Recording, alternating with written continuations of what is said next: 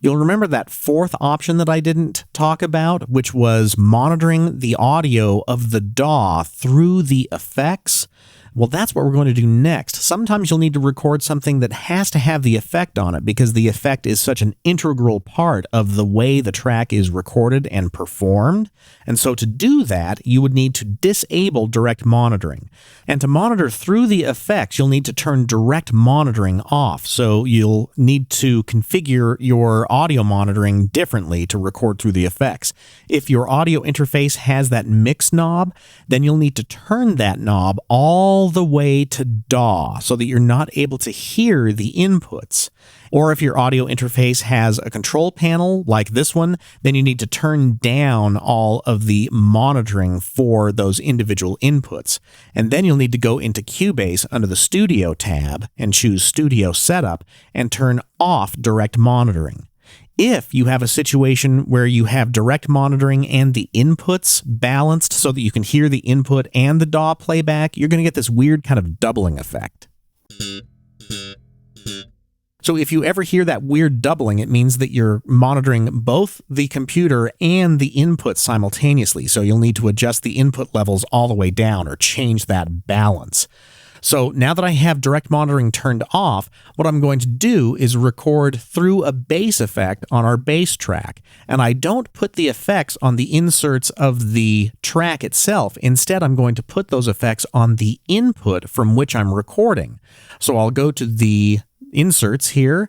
I'm going to leave the tuner in place, but I'm going to add a new effect with, under the distortion menu here, we're going to go to VST Bass Amp. And it's going to reveal the control panel for this. I'm going to go to the preset browser here, and I'm going to just use this one called Funky Picked Chorus. And now that I have that effect on, when I'm listening to the monitoring of the track itself, I can hear those effects on my bass guitar. If I were to bypass it, you'll hear the bass in its dry original form.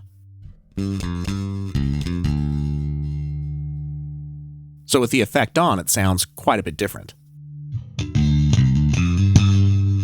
So now that I have that effect as an insert on the input channel right here, I'm going to do a new recording on this track, but with the effects on, so that those effects become part of the actual recording.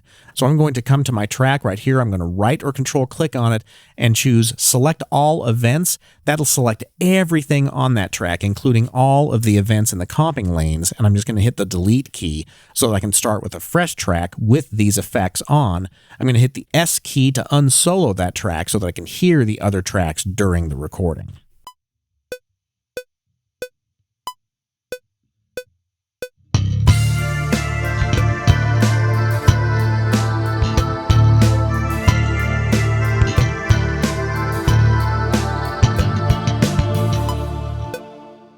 I'll hit stop, and when I play that back, I'll hear that track with the effects.